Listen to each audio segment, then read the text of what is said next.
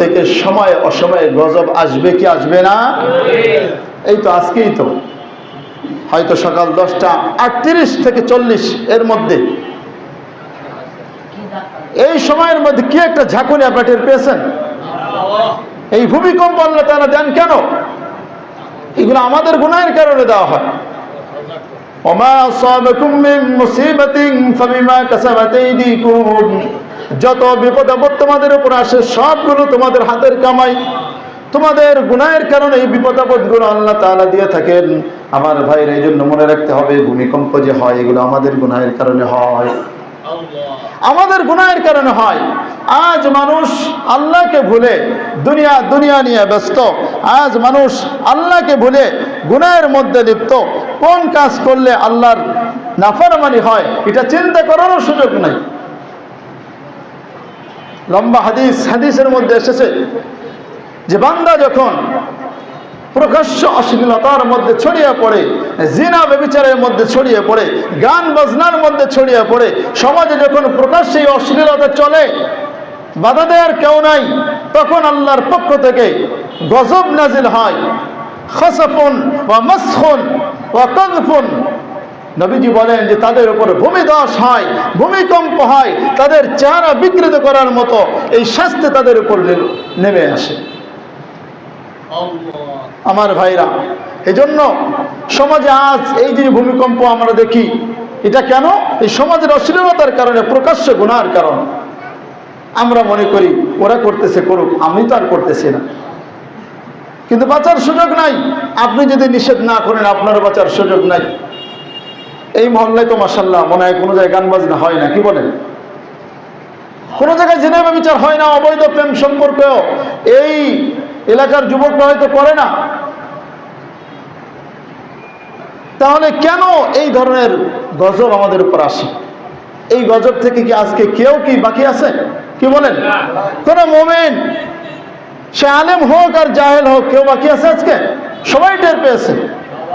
আল্লাহ তাআলা এটা তো সামান্য একটা ভূমিকা স্বরূপ দেখিয়ে দিচ্ছেন। আল্লাহ তাআলা আমাদেরকে সজাগ করতে চান যে এটাতে হালকা একটা ঝাঁকুনি দিলাম। আমরা এই ভূমিকম্প সম্পর্কে জানি, এই তো বেশি দিন আগের না, 2-1 বছর আগেই তো আমরা শুনেছি দুবাইতে কি ধরনের ভূমিকম্প হলো। আরো কয়েক বছর আগে নেপালের মধ্যে কি পরিমাণ ভূমিকম্প হয়ে সবকিছু একদম নস্যাৎ করে দিয়েছে মিনিটের মধ্যে, সেকেন্ডের মধ্যে। আজকে কয় সেকেন্ড হয়েছে? হয়তো সর্বোচ্চ 10 থেকে 15 সেকেন্ড পর্যন্ত হয়তো স্থায়ী ছিল এই ভূমিকম্পটা, কিন্তু মনে হয়েছে যে কিভাবে ঝাঁকুনি শুরু হয়ে গেছে। আল্লাহ তাআলা চাইলে এই মুহূর্তের মধ্যে সব ধসিয়ে দিতে পারেন। তোমার কিসের অহংকার, কিসের গর্ব, কিসের তোমার সম্পদ, মুহূর্তের মধ্যে তোমার সব কিছু মাটিতে মিশিয়ে দিতে যিনি পারেন তিনি কে? আমার ভাইরা, এজন্য সজাগ থাকতে হবে, এখনো সতর্ক হতে হবে। আজ এই ময়দান থেকে আমরা তওবা করে যাই, আজ থেকে কোনো প্রকাশ্য কোনো গুনাহে আমরা লিপ্ত হব না। এই সমাজে কোনো গান বাজনা চলবে না। হাদিসের মধ্যে স্পষ্ট নবীজি সাল্লাল্লাহু আলাইহি ওয়াসাল্লাম বলেন, যেখানে কোনো গায়িকা নর্তকী নিয়ে নাচ গান করা হয় সেই এলাকায় ভূমিকম্প হবে। যেখানে আমানতের মালকে মানুষ লুটের মাল মনে করে, আরেকজনের মালকে নিজের মাল মনে করে লুট করে নাই, যাকাতকে যখন মানুষ জরিমানা মনে করে, তখন তাদের উপরে ভূমিকম্প, এই ভূমিধস তাদের উপর আসবে। নবীজি সাল্লাল্লাহু আলাইহি ওয়াসাল্লামের হাদিস। আজকে এই সমাজে কি কোনো বীর পুরুষ নাই যেখানে এসে ঘোষণা দিবে যে এই সমাজে কোনো ধরনের কোনো অশ্লীলতা, কোনো গান বাজনা প্রকাশ্যে চলবে না? যদি আমরা এতটুকু দিতে না পারি, এতটুকু যদি আমরা করতে না পারি, তাহলে কিসের মুসলমান আমরা, কিসের আমরা পুরুষ? আজ আমরা নামাজ পড়ি, নিজে নামাজ পড়ি, আমার সন্তান নামাজ পড়ে না, আমার স্ত্রী নামাজ পড়ে না, আমার প্রতিবেশী নামাজ পড়ে না, আমার কোনো খোঁজ খবর নাই।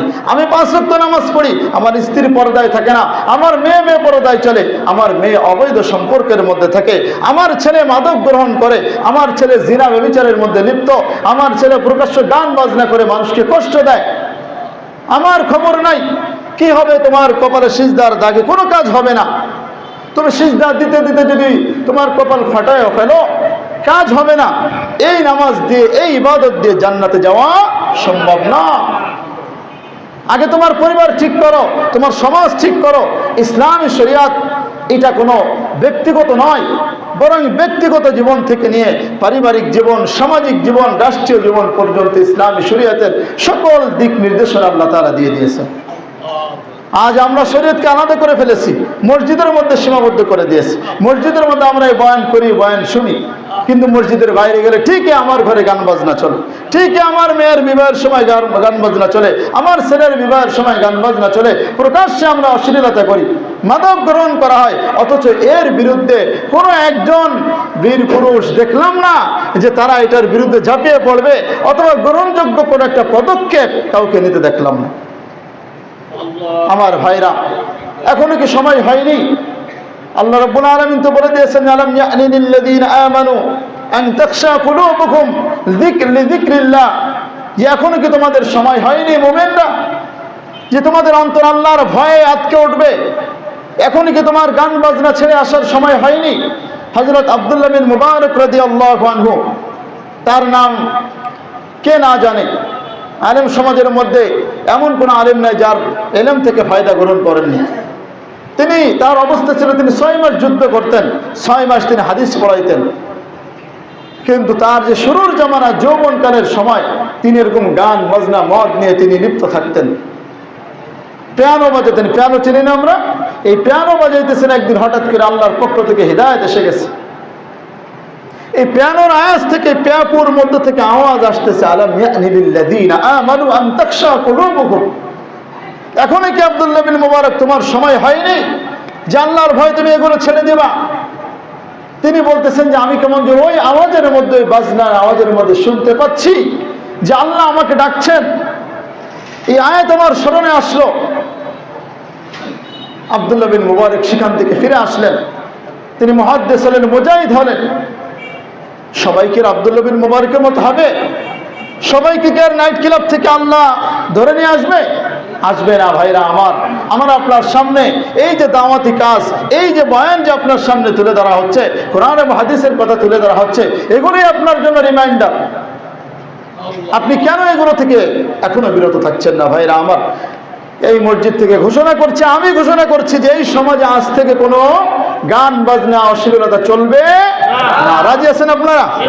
কারা কারা এর পক্ষে যে গান বাজনা হবে না, এর পক্ষে কারা কারা আছি আমরা? আল্লাহ তাআলা আমাদের সবাইকে কবুল করেন, বলেন আমিন।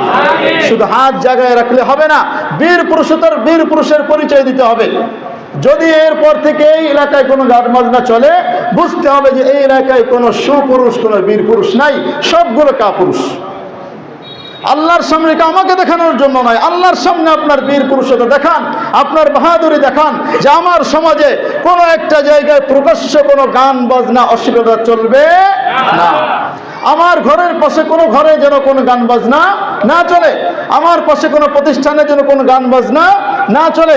মনে রাখবেন ভাইরা আমার, একা একা যদি কোনো ব্যক্তি গুনাহ করে তাহলে ওই একা একা ওই ব্যক্তি মরবে, একাই জবাব দেবে। কিন্তু যখন সমাজে প্রকাশ্য যখন গুনাহ হয়, তখন ওটার গজব সকলের উপর সমানভাবে আসে। এই গজব থেকে বাঁচার দরকার আছে না নাই? তাহলে আমাদের একটা গ্রহণযোগ্য পদক্ষেপ নিতে হবে। এই মসজিদ থেকে আপনাদের নিতে হবে, এখান থেকে আমাদের নিতে হবে। হাদিসের মধ্যে আছে যে সমাজে যখন নিকৃষ্ট লোকেরা সমাজপতি হবে, তখন তাদের মধ্যে ভূমিকম্প ভূমিধসের মতো গজব আসবে। অনেকগুলো কারণ এখানে এসেছে, তার মধ্যে একটা হলো যখন সমাজ নিকৃষ্ট মানুষের দ্বারা পরিচালিত হবে। আজ সমাজ নিকৃষ্ট মানুষের দ্বারা পরিচালিত হচ্ছে বলেই এই ধরনের গুনাহের কাজ চলতেছে, জিনা ব্যভিচার চলতেছে, কোনো প্রতিকার নাই, জুলুম চলতেছে, মানুষের সম্পদ লুণ্ঠন হচ্ছে, মানুষকে অন্যায়ভাবে তার প্রতি তার সম্পদ কেড়ে নিচ্ছে, তার ইজ্জত কেড়ে নিচ্ছে, অথচ এর কোনো প্রতিকার নাই। চাঁদাবাজি, টেন্ডারবাজির শেষ নাই, কিন্তু এর কোনো প্রতিকার আমরা দেখছি না, আমরা করারও কোনো পদক্ষেপ করছি না, কোনো পদক্ষেপ গ্রহণ করছি না। আমার ভাইরা, পদক্ষেপ গ্রহণের সময় এসেছে। আল্লাহ তাআলা আজকে আপনাদের এই ভূমিকম্পের মাধ্যমে আমাদেরকে আল্লাহ তাআলা একটু সতর্ক করতেছেন যে বান্দা, সময় হয়েছে তোমাদের, এখনো সতর্ক হও। এখনো যদি সতর্ক না হও, তোমার সামনে কিন্তু ভয়াবহ বিপদ তোমার সামনে আছে। ঈমান নিয়ে মরতে পারবা না, তোমার সামনে তোমার সন্তান মরবে, একটা টু শব্দ করতে পারবা না, বেঈমান হয়ে মারা যেতে হবে। আমার ভাইরা, এজন্য আল্লাহ তাআলা আমার মনে হয় যে বাংলাদেশের মানুষদেরকে সতর্ক করছেন যে তোমরা এখনো সতর্ক হও, গুনাহ ছাড়ো, আল্লাহকে ভয় করো, তাকওয়া অর্জন করো, মুত্তাকি হও। তোমার পরিবারকে বাঁচাও। আমরা যদি প্রত্যেকেই যদি নিজ পরিবারের দায়িত্ব নেই যে আমি আমার পরিবারকে গুনাহ থেকে বিরত রাখবো, কথা বলেন যে সমাজে কোনো গান বাজনা হবে, কোনো অন্যায় কাজ হবে, কোনো জুলুম হবে? কোনো জুলুম হবে না। প্রত্যেকে নিজ পরিবারের দায়িত্ব নিতে হবে যে আমার পরিবার থেকে যেন আমার মেয়ে যেন বেপরদায় না বের হয়, আমার বউ যেন বেপরদায় না বের হয়। অত্যন্ত গুরুত্বপূর্ণ বিষয়। মসজিদে আমরা নামাজ পড়তে আসি, হাই হাই কি অবস্থা, আমার মেয়ে বেপরদায় কিভাবে চলে, আশ্চর্য। আমার ছেলে নামাজ না পড়ে ঘুমিয়ে থাকে, নাতি নাতনি হয়ে গেছে, তারপরে আমার ছেলে আমার বৌমা নামাজ পড়ে না, আমার স্ত্রী নামাজ পড়ে না। তোমার এই মসজিদে সে কোনো লাভ নাই, এগুলো দিয়ে জান্নাতে পার হইতে পারবা না ভাইরা আমার। এজন্য আল্লাহ নবী সাল্লাল্লাহু আলাইহি সাল্লামের যে ভবিষ্যৎবাণী যে যখন কোনো জায়গায় প্রকাশ্য অশ্লীলতা গান বাজনা ছড়িয়ে পড়বে তখন তাদের মধ্যে ভূমিধস ভূমিকম্পের মতো গজব আসবে। আর হাদিসের মধ্যে আসছে এমন এমন রোগ আল্লাহ তাআলা দিবেন যেগুলো ইতিপূর্বে ছিল না। এজন্য আমাদের এই সমাজ থেকে প্রকাশ্য সব ধরনের অশ্লীলতা বন্ধ করার পদক্ষেপ গ্রহণ করার দায়িত্ব আপনাদের। আমি দেখতে চাই অবিলম্বে যেন খুব দ্রুতই যেন এর জন্য একটা কমিটি গঠন করা হয়। প্রয়োজনে মসজিদ কমিটি যারা আছেন তারাই পদক্ষেপ নেবেন আগে, তারপরে দেখা যাবে যে ইনশাআল্লাহ এই সমাজে কোনো ধরনের কোনো দুর্নীতি হবে না ইনশাআল্লাহ। আল্লাহ তাআলা আমাদের সকলকে তৌফিক দান করেন, আমিন।